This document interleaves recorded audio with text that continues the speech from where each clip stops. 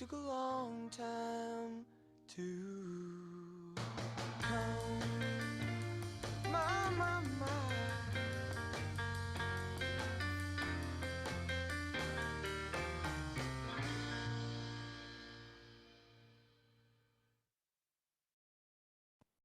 All right, everyone. Welcome to MinnPost Social on this December evening. My name is Tanner Curl. I'm the executive director of MinnPost. We're a nonprofit independent journalism outlet. We serve as a trusted guide for Minnesotans exploring the critical issues, challenges, and opportunities facing our state. We're so glad to have you all here with us. I hope you are warm and dry and cozy wherever you are. This evening, we're going to be looking ahead to 2023 with Peter Callaghan and Ana Radelat, two of our reporters, moderated by Greta Kaul. Before I turn things over to them, I want to first give a quick thanks to our generous MinnPost Social series sponsors. That would be Great River Energy and Darla Cashin at RBC Wealth Management. Their support not only makes this series possible, but it supports our journalism year-round, so thanks to them. I also want to give thanks to our generous members who donate at all levels, $1 and up. There's no max, no cap, who also make our work possible. As you may have noticed, we are in our year-end giving season right now. And during this drive, we're really emphasizing the importance of a free press. And that means not only around First Amendment protections for the press and the vital role that journalism plays in our democracy, but also with MinnPost that we make all of our original reporting available to all readers for free. That's not only on our site, but we allow free publication of our stories from newspapers in communities across Minnesota. We're able to do all of that thanks to the philanthropic support that we receive from members like you. If you're already a member, thank you. We hope you might consider an additional gift here during this year-end season. And if you're not a member, we hope you'll join. You can make a donation of any amount. It all adds up and makes our work possible. And it is tax deductible too. So I just want to note that. And you can donate at minnpost.com/support. I see Laura put the link in the chat. And we will thank you in advance for your generous support. And with that, I will hand it over to Greta Kaul, who is certainly not new to MinnPost Social, but is making her debut as a moderator for MinnPost Social in her relatively newish role as associate editor of MinnPost. So Greta, it's all yours. Yeah, hi. As Tanner said, I'm Greta. Many of you know me. I was MinnPost data reporter, now associate editor, and I'm here with our State House reporter, Peter Callaghan, and with our Washington correspondent, Ana Radelat. Side note, pretty cool that we have a Washington correspondent. Us and the Star Tribune are the only Minnesota-based news organizations that have full-time Washington correspondents, and we think that's pretty cool. So we're glad to have Ana in DC. And we're here to talk about what we can expect in 2023 in state and national politics. It was an exciting election, and because of that, it'll be, I'm sure, an exciting 2023. So we're going to talk about that on the state and national level. I'd like to get right to questions, and my first question is for Ana, related to the 2022 election, actually, because that queued up 2023. And that's at the federal level, control of the two chambers of Congress switch, with Republicans winning the House and Democrats winning the Senate. What does that mean for Minnesota's reps? Half of them are Republicans, half of them are Democrats. And who's likely to have their job changed as a result? And senators, of course. Well, the senators are going to pretty much have the same jobs they've had in this Congress. But in the House, it's going to be a flip. The 4 Republicans who were in the minority, some of them for their whole career, are all of a sudden in the majority. It means a lot for Tom Emmer because he's now, in the majority and in a leadership position. But the other Republicans will also have more, more visibility, a bigger platform being in the majority. The Democrats, meanwhile, are in the minority. The one who's been hurt the most is Betty McCollum, who loses her chairmanship, an important subcommittee chairmanship, with oversight of the defense bill, which is a huge deal. Defense is the largest chunk of the non-discretionary part of the federal of the discretionary part of the federal budget. So everyone will kind of be feeling out a new role. But having said that, it doesn't make that much of a difference that the Republicans have gained the majority, because they're going to be able to do very little since the Senate is still in Democratic hands, and you have a Democrat in the White House. Yeah, sorry, I put this in the chat, but I misspoke on control of the Senate. I promise I followed the news. I just had a very busy day. So I'm collecting myself here.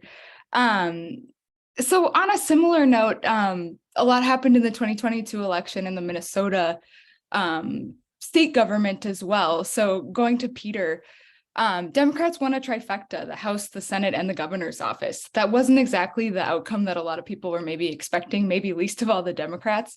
What happened? Yeah, what happened? Greta, you didn't know that I wore a tie for a Zoom. You did. Congratulations. That's a really nice tie. Because I really feel like this is a big deal. So yeah, I would think going in, we kind of thought that the suburbs were where the action was. The polling was not particularly helpful for determining what was going on at the suburbs. So we thought it was going to be crime and inflation versus abortion rights. And I thought that Democrats did not do a very good job responding on the crime issue. But we did think that abortion was an issue that was going to make a difference in this way. You did not need 80% of the electorate in the suburbs to be pro-choice and going to vote pro-choice. You needed a significant small group of people who otherwise might have voted Republican, but who voted on that issue. So we were showing abortion as the third largest or most significant issue for voters in our polls. And there was a sense by some people that, well, that's going to include pro-choice and pro-life people, and they're all going to come together and they're going to wash out and it's not going to have any effect. But our polling did not show that. Our polling showed that the voters who cited abortion as one of their top issues were overwhelmingly, like in the 80 to 90% level, DFL and DFL leaning voters, meaning the same person we asked in the crosstabs, are you a DFL or do you identify as a DFL, or did you vote for Joe Biden or Donald Trump? The people who said abortion was an issue, almost all identified as DFL, almost all said they had voted for Walz or intended to vote for Walz, almost all said they had voted for Biden. So we realized that that was a big issue. And then on election night, as we and everyone else was waiting for much slower than normal returns, we expect Ramsey County to be late, but we don't expect the rest of the state to be late, and they were all late. So we finally got a big significant dump of votes from Hennepin County, and the Hennepin County attorney's race was overwhelmingly against the candidate who we thought was sort of the law and order candidate. So Mary Moriarty was not just leading countywide, she was leading in Mound, she was leading in Orono, she was leading in Crystal, she was leading in suburban areas of the county where we thought the crime issue was going to resonate particularly strongly, and it was not. So that was our first indication that that narrative of the election was not going to bear out. And the rest of the night it did. Crime did not seem to be the issue that we thought it was going to be. Abortion clearly was in a significant number of suburban, particularly districts, and Democrats who we thought were in trouble were not. But if you look at it, really it was only one Republican senator who was running for re-election who lost. That was Roger Chamberlain. But there were several open seats where we did not, or people did not think the DFL would do as well as they did, and they won very close elections. St. Cloud, Fargo-Moorhead, Duluth area, where, I guess west of the Duluth area where DFL candidates won and delivered the majority for their caucus. And the House is really no change, even though there was a lot of movement as far as individual members. It's still about the same size DFL majority. How's that? Good.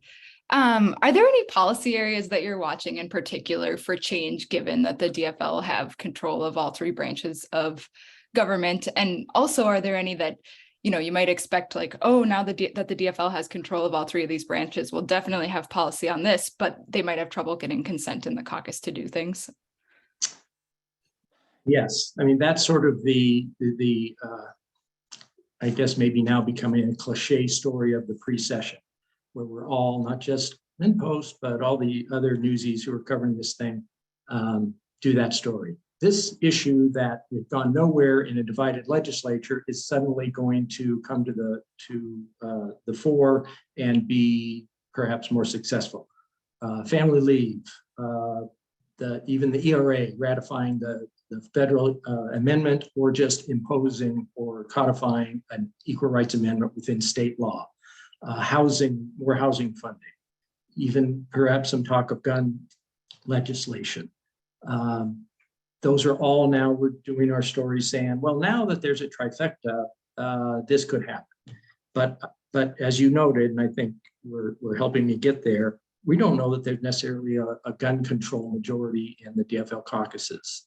We have several of the people who I just mentioned who won in greater Minnesota races who are very iffy and squishy on whether or not they would vote even for things that seem to at some point have consensus, like red flag warnings and things like that.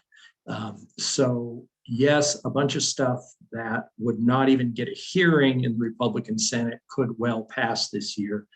There could be, I don't know that marijuana legislation passes this session, but it might pass this legislature. Sports betting could pass with the DFL perspective on that. So there are quite a few things, even down to, it was a couple of years ago that Frank Hornstein wanted to toughen up hate crime legislation. There were definitely gaps in the state law on that. That could not get a hearing in the Senate. Safety on light rail, where you, instead of using sworn officers, you use civilian ambassadors, that could not get passed in the Senate Republicans. So yeah, there's a lot of stuff like that that I think could go this year that didn't go in the past. Anna, when it comes to Congress, are there policy areas that you'll be watching that there could be movement in or lack thereof because of the shakeup in control of the House? Well, it's not only the shakeup in control of the House, the flip of the House, but we're in the 2024 presidential election campaign mode right now. Doesn't, may not seem like it, but this next Congress, everything is going to be seen through the prism of the presidential election. So, because of the divided Congress, there will be very little legislation.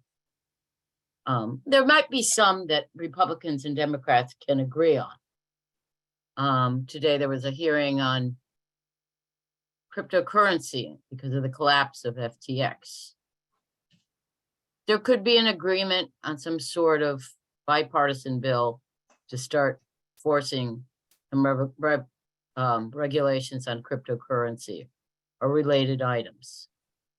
There could be other things that they have agreement on. But largely big, huge, impactful bills that were passed, some of them were passed in this Congress, the highway bill, the Inflation Reduction Act, that kind of stuff you will not see. Instead, there'll be a lot of messaging and a lot of fighting, and the Republicans will hold a lot of investigations. They will investigate every aspect of the Biden administration, because this is all part of the campaign for the White House. They're going to have to try to tear down the Biden administration as best they can. So, it's personally, I'm not looking forward to it. I'd rather have a Congress that accomplishes for the American people. But I don't think that's going to be the case in the next Congress. Anna, one Minnesota rep who's got a rising national profile is Tom Emmer. As you reported a couple weeks ago, he was elected House Majority Whip. What is that job, and why would someone like Emmer be attracted to it? Several reasons. The purpose of being in Congress is to gain seniority, to gain authority, to gain power. Because I think everybody knows that, well, most people know there are exceptions, that at some point you leave Congress and you have to have a second act. So what you do while you're in Congress is put as much as you can on the resume so you can get a decent job when you leave Congress. And being in leadership gives you a quite a boost. Also, I think he personally would like that job. It requires skills I think Emmer has, which is to, persuade people. He's, kind of a backslapping type of politician. So he has, that ability to connect with his colleagues on a personal level, but it also will force him sometimes to twist arms. And I think Emmer has that part of him also. And he'll be working very closely with the majority, with the House Speaker and the Majority League. And the whip position is a good jumping off place to someday run for Speaker. So, he's not in a bad place. Just another note, if you have questions for these two, you can feel free to start putting them in the chat. The second half roughly of the program will be audience questions, so you can start getting those queued up as you have them. You don't have to sit on them. Anna, just kind of on a similar note, Representative Dean Phillips, who is a DFLer, was elected to vice chair of the Democratic Policy and Communications Committee, that's a leadership position, right? Is that a big deal? It's not one that maybe we hear about as much. And what does that mean? Why would Phillips be interested in that? Truthfully, I've covered Congress for a long time. I've never heard of that position. But it is not amongst the top positions, but it's a very good one for Dean Phillips. Unlike other members of Congress, Mr. Phillips may not need to embellish his resume to get a good job when he leaves Congress. He's a pretty wealthy human being. So, but he does have a passion about the message that Democrats should have.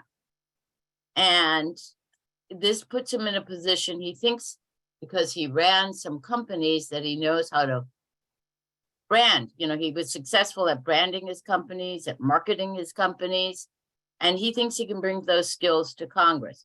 So I think this is a job that Phillips wants because he wants to be recognized, perhaps, for some skills that he has or thinks he has. And those are probably something the Democrats need, because the Republicans are always better at getting their talking points together and everybody on board and everybody saying the same thing. And Democrats, it's sometimes like herding cats. So, he may have some success in this. He may find the natural resistance that's born of a caucus that has a wide variety of people in it. Okay, Peter, we learned last week, big news. The state has a $17.6 billion budget surplus, which is pretty gigantic. What does that mean for the upcoming legislation? Is that going to block out everything? Is that the only focus of it? And what does that mean in terms of what could happen in Minnesota to have a surplus that big? Yeah, I was talking to Walker today, and we're still undecided as to whether we were going with ginormous or boatload. That's to be determined. You can vote in the chat. It's interesting to me how the eye levels of legislators has changed as these surpluses get larger and larger. I don't want to do kind of a, I remember when 1.5 billion was a lot of money, but I do remember that. And they were trying to downplay expectations last week. So let's stop for a sec. $17.6 billion. Okay, this is on a base budget of $52 billion over 2 years. So a little over $2 billion a month is what the state spends. The state spends $10 billion a year on education. Let's add education and health and human services, the two biggest parts of the state budget. That is about $7.6 billion. That's how much the state spends on its two largest expenditures a year. So 17.6 is a lot, and they may find that it's a curse at some point. So they're trying to lower expectations, and Jamie Long is up there saying, well, only 12 billion of this, that's just one-time money. That's not ongoing. The only money we have that's ongoing into the future, as far as we can see, 5 years, it's only 6 billion. So we're practically in the poorhouse is kind of how he's portraying this. Well, 6 billion, except for the 7.25 billion from last December, is like 4 times the largest surplus the state has ever had. So let's pretend that 12 billion is budget dust or something. Even 6 that goes on for the next budget and into 5 years out is real significant money. As you said, $6 billion when we spend 7.5 a year on health and human services. So real money, and they can do 2 things with it. They can do one-time spending and they can do ongoing spending, which isn't usually the case. So when you've just told everybody that this is a record, that there's more money than we've ever had, and now you've got to say no to people because even $17.6 billion can be spent very quickly with various things. Paid family leave. If you wanted to jumpstart paid family leave, either to make it easier to adopt, make it easier for business to gear up for, or to have time, because it takes time, even if you put in a payroll tax or paid family leave, to accumulate that trust fund and those reserves to cover it. So let's say you front it by a couple billion. Let's say you do a couple billion in some sort of tax rebates, which I think has probably got more legs this year. Let's say you do a bunch of housing money. Let's say you bump up childcare reimbursements, which is being called for particularly, well, everywhere really, but all across the state. That's a big greater Minnesota issue. You can actually spend that money and not have enough to meet all the other demands and desires. And you also have interest groups saying, we don't want half of what we were asking for. This is the time to go big. That's the phrase that's being used by everyone. This is the time to go big. So if everybody goes big, even 7.6 billion isn't big enough. You mentioned tax rebates. There was talk of that last year and it fizzled out. What's the outlook for that this year? What are people proposing? Well, no people other than Governor Walz is proposing. And it was proposed last year and it didn't go anywhere because really no one other than Governor Walz was talking about it. Maybe because he decided to call them Walz checks. That gave him a pride of authorship, but it also gave Republicans really strong motivation for never passing it into law. In an election year, they're going to pass Walz checks that get into everybody's house about a week before the election or something. So by naming them Walz checks, he DOA'd them. DOA, yeah. But when you've got, let's say, 12 billion in one-time money, I think there is a motivation to clear that money off some of that money off the table, to do something with it. You also have a situation where really we should be in a deficit. We are probably in a recession, technically, legally, not legally, economically right this minute.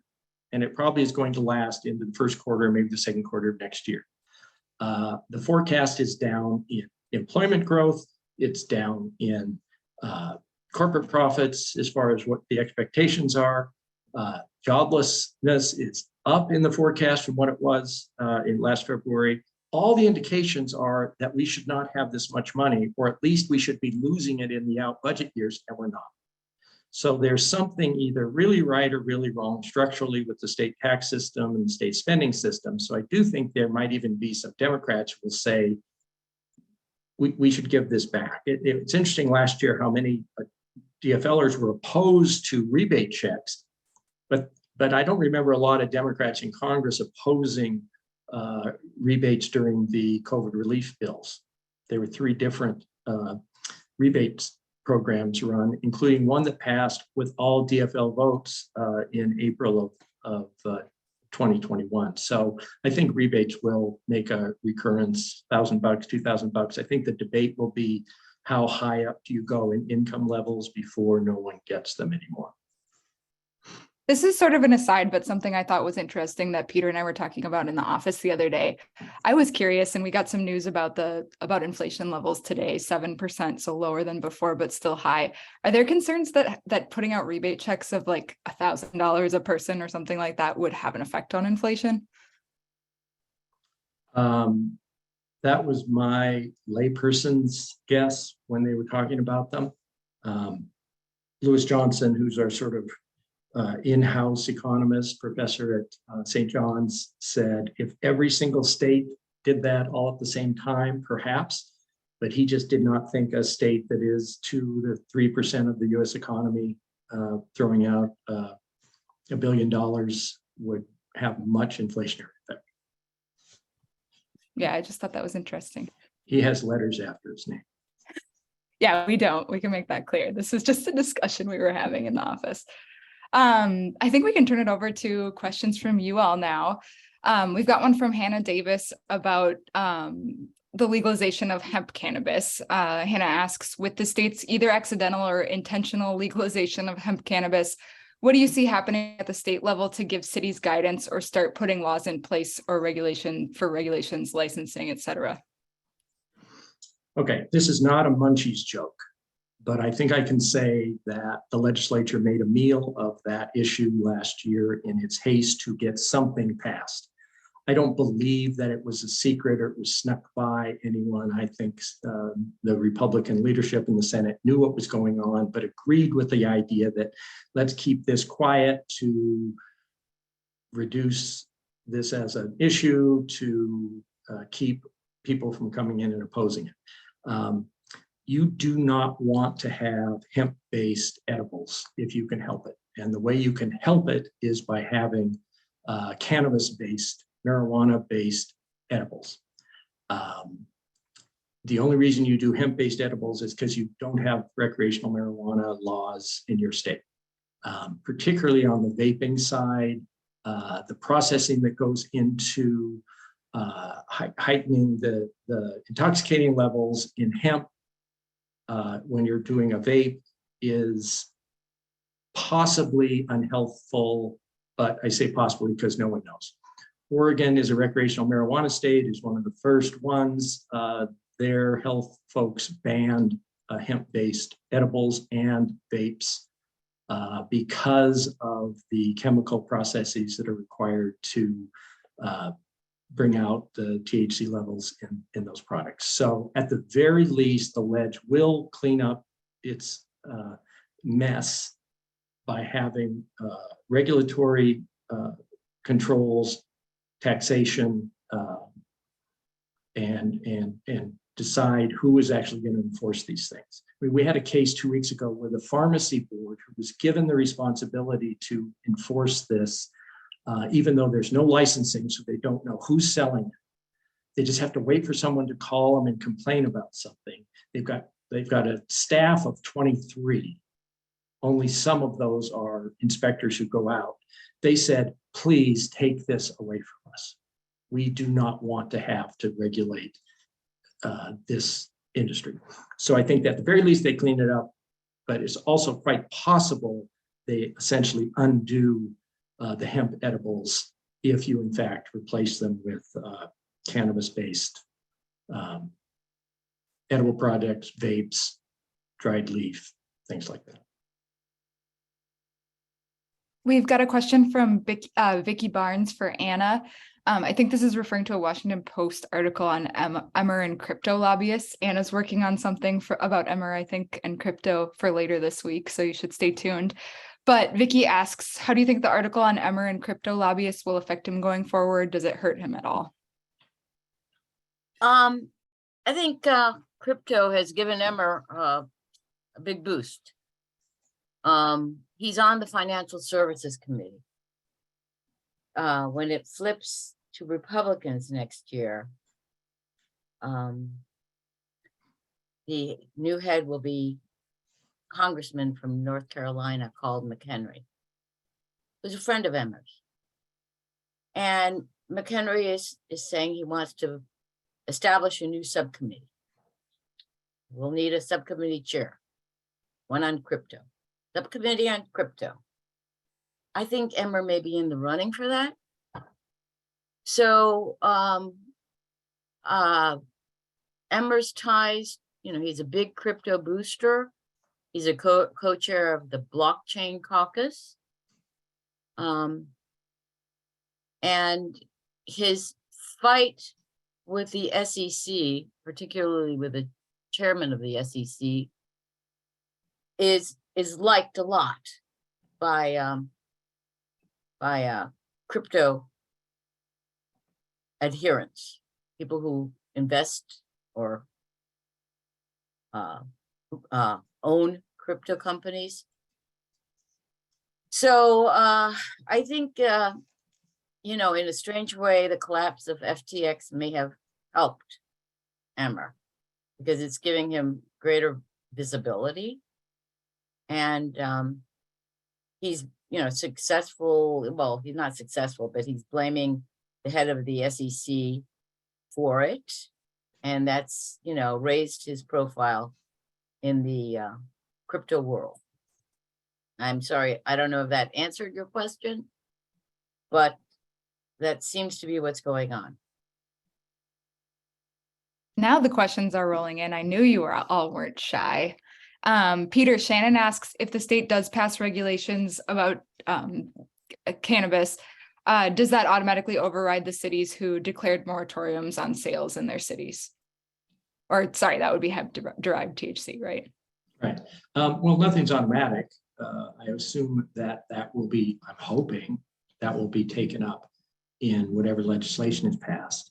If they get rid of, you see, they got to do something because there's no way if you had recreational marijuana, they're just going to let any 7-Eleven, oh, you don't have 7-Elevens here, any Circle K sell gummies like is happening right now, or any gas station, anywhere.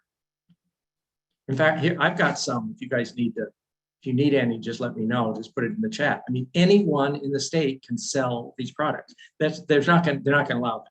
They're going to regulate it. You're going to have to apply to sell, and you're going to be licensed, and you're going to be background checked, and all that. So this entire regime will have to go away.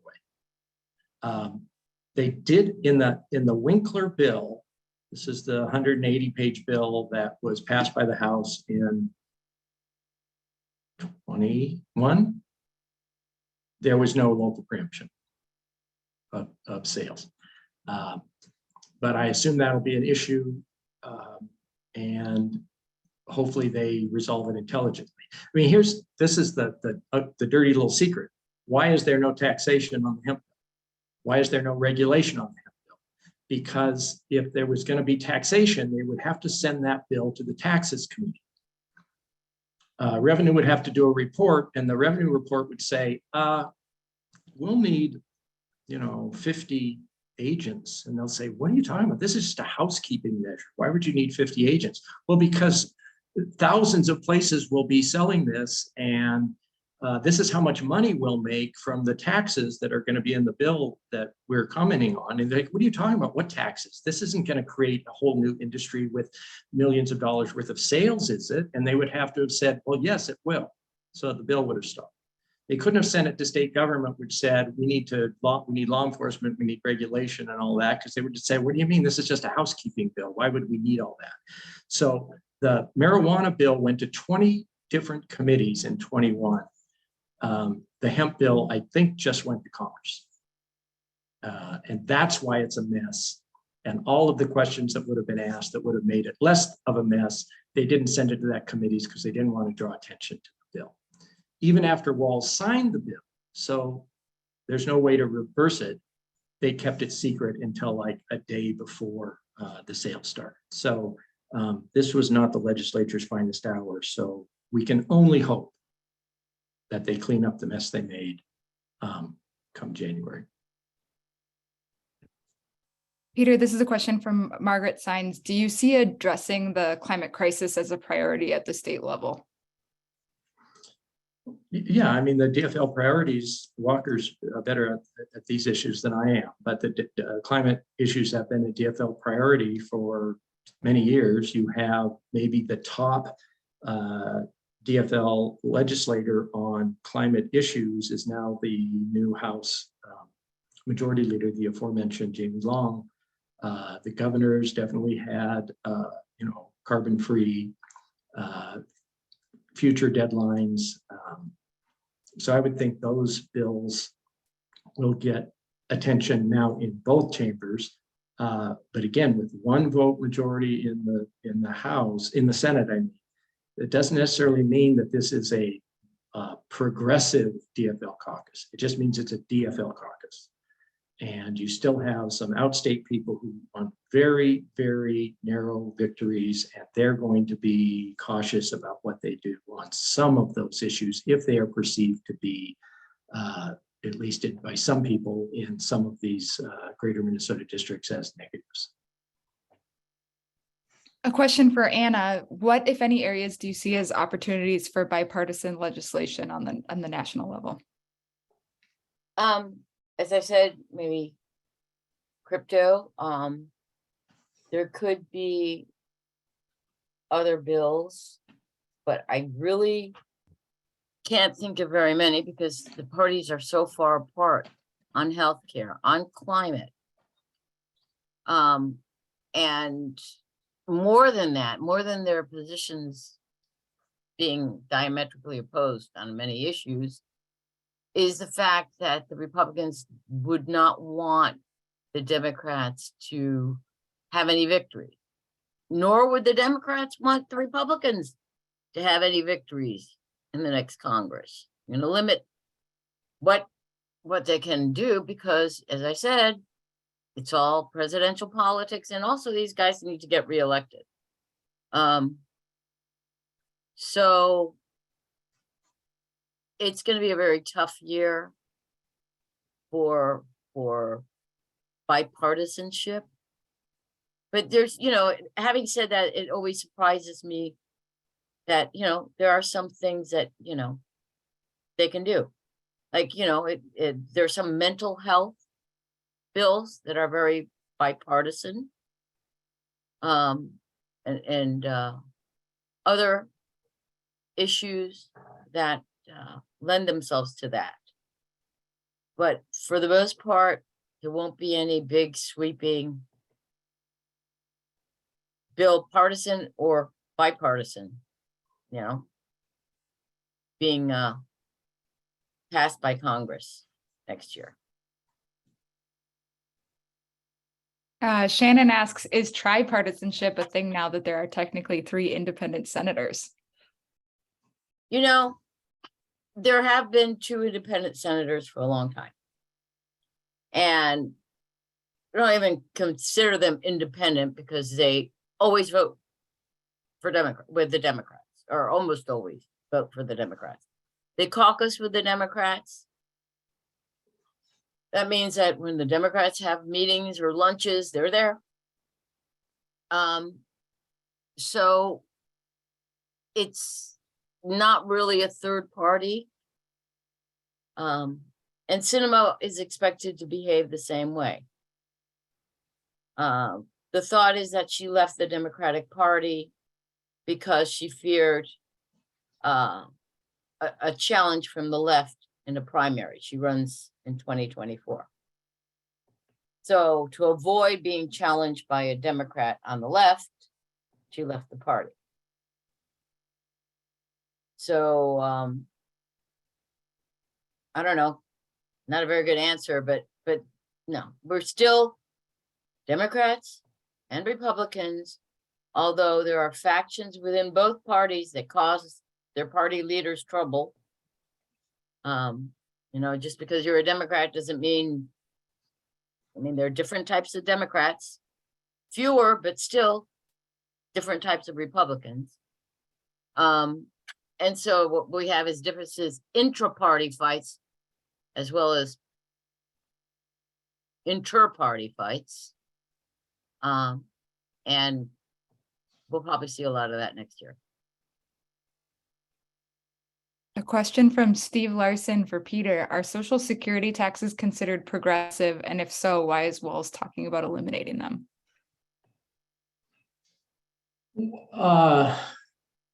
Certainly eliminating all state income tax on Social Security would not be a progressive tax change. And I think we're both using the term progressive in taxation terms, not in sort of party politics or spectrum terms, as do you take progressive versus regressive? Do you take a higher percentage of your state taxation from wealthier people than you do from less wealthy people? And so we already, and when I say we, I mean the state, I don't take any of it.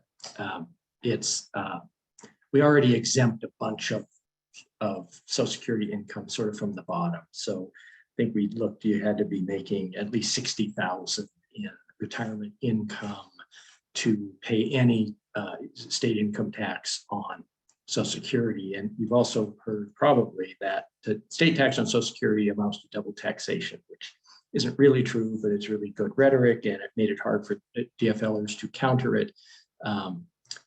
More than you want to know, but the reason the federal government exempts the first 14 or 15% of Social Security income is to compensate for the fact that Social Security taxes were deducted post-taxation. So you did in fact pay state or federal income tax on Social Security income when it went into the system. So in order to compensate for that, the feds, and to a much larger extent, the state exempts certain amounts of it to correct for any double taxation. So that said, this is not cheap. This is a $60 million a year nut for the state if you exempted all Social Security income, and it would, all of the benefit would flow to people who have retirement incomes in excess of that threshold of 60,000 or so. And it grows as your income goes up. So if you can exempt out a bunch of Social Security income from your income, you know, it might be a $1,200, $1,400 dollars a year tax break for a fairly wealthy retiree. So absolutely not. It's not a progressive tax change. But as I said, if you're explaining you're losing, and the DFL thought, well, I'm sure I can sit some senior citizen down and give them a 20-minute discussion about the history of Social Security and Social Security taxation, and they'll perfectly understand that it's okay to do it the way we're doing it. And by that time, the person has filled out their absentee ballot for the Republican, and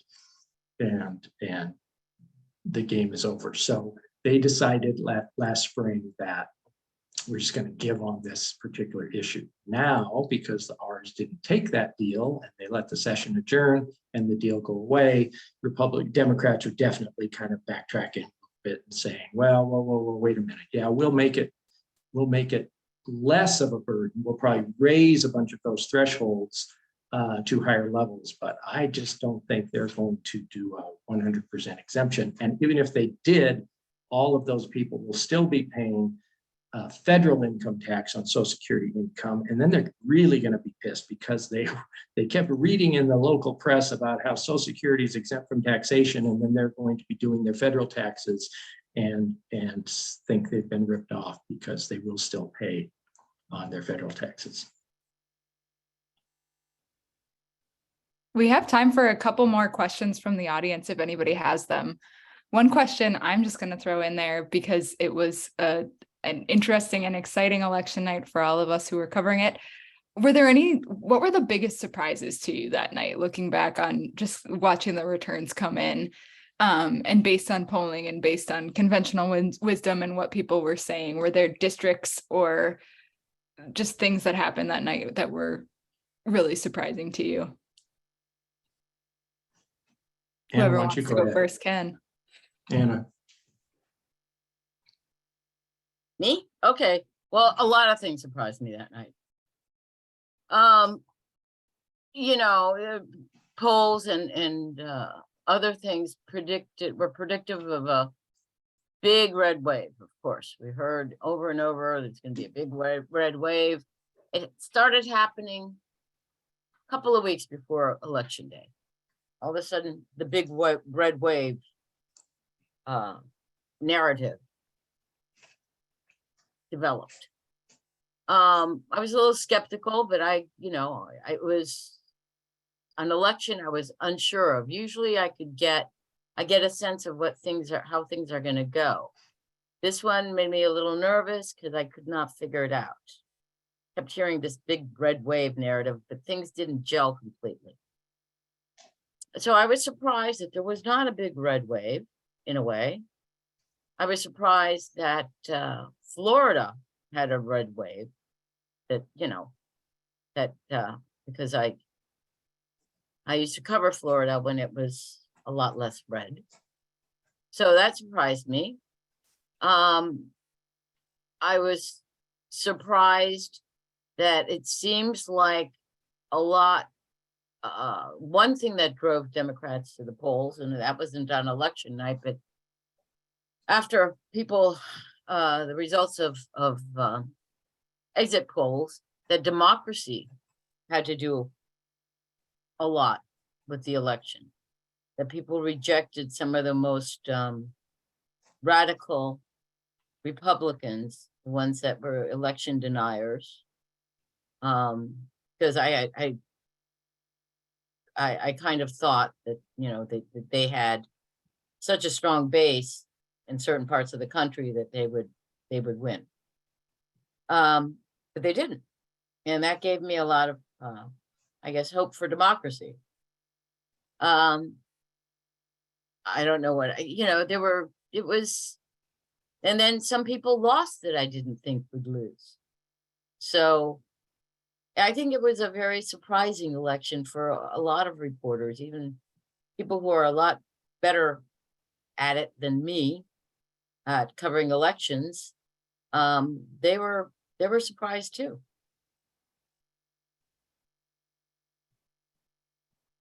I'll go. I guess my big surprise was that ours didn't get at least one of the statewide elected offices, one of the constitutional offices.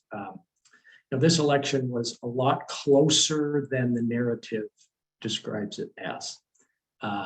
Democrats win all 4 statewide elected positions. Democrats hold House when they're expected to lose House. Democrats gain Senate when they were expected to lose Senate. So it must be a Democratic sweep. Ellison won by about 30,000 votes. Julie Blaha won by about 8,600 votes. I consider the auditor's race to be the best poll we can do. It's free, at least to us. It's got a huge sample. The margins of error are 0. And in a race like auditor, bless their hearts, people don't know who either of these people are. And so the R and the DFL next to the names are the most telling piece of information. And Julie Blaha won by 8,600 votes. That's how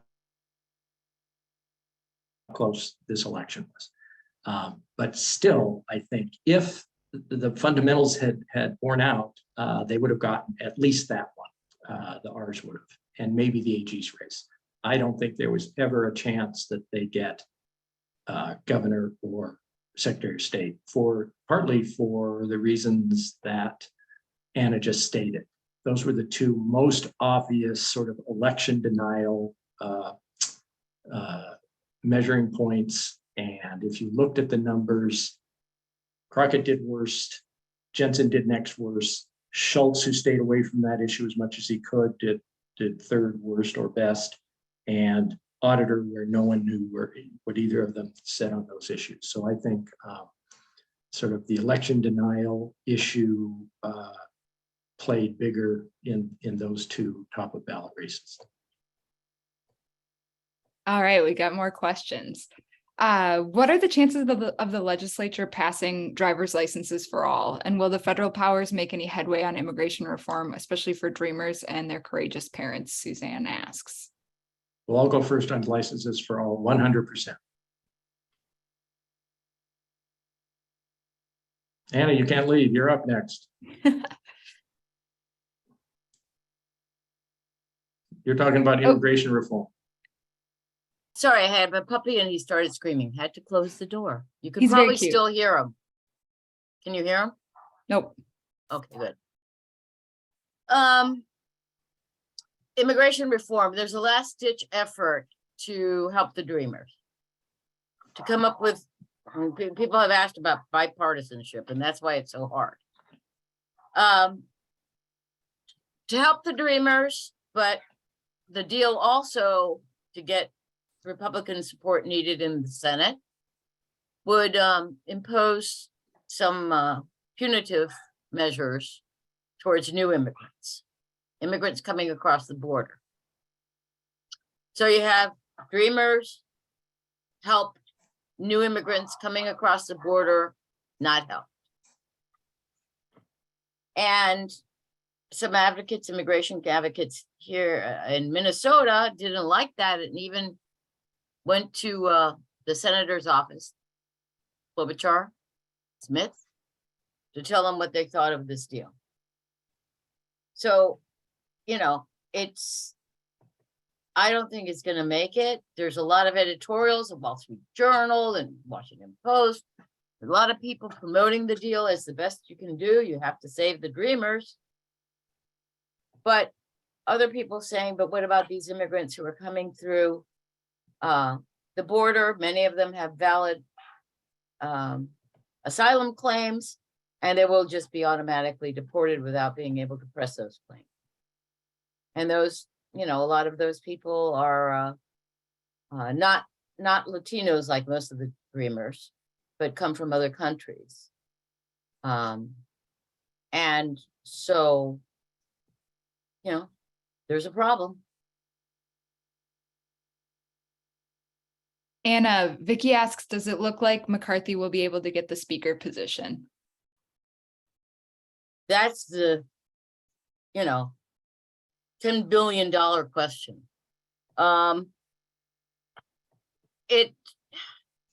With his narrow majority, he needs to get, you know, nearly every vote. He's been elected by the Republican conference as, you know, their leader.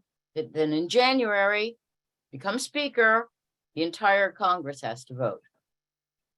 And nearly half that Congress is Democrat. So those Democrats have to, you know, won't vote for McCarthy. So he has to get a majority, you know, it's almost all the Republicans to vote for him. And some will not. Some say they won't.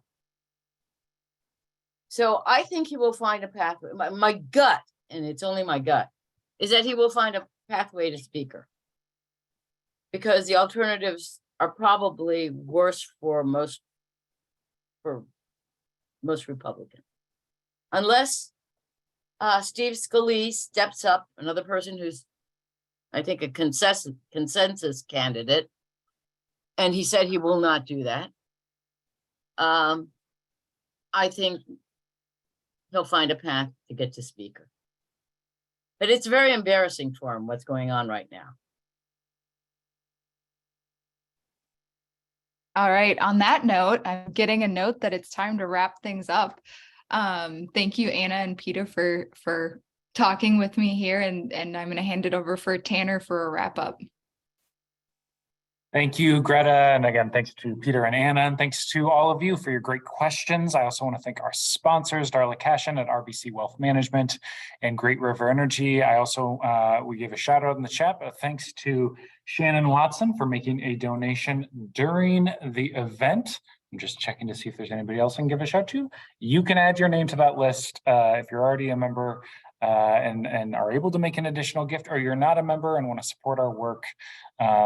Peter and Anna's reporting and all of our reporting in the year ahead is possible thanks to member support. So MinnPost.com/support is the place to go to make that donation. We also accept gifts of stock, retirement fund gifts, all kinds of, we don't accept cars. We don't take cars, but all kinds of ways you can support MinnPost, and we really appreciate it.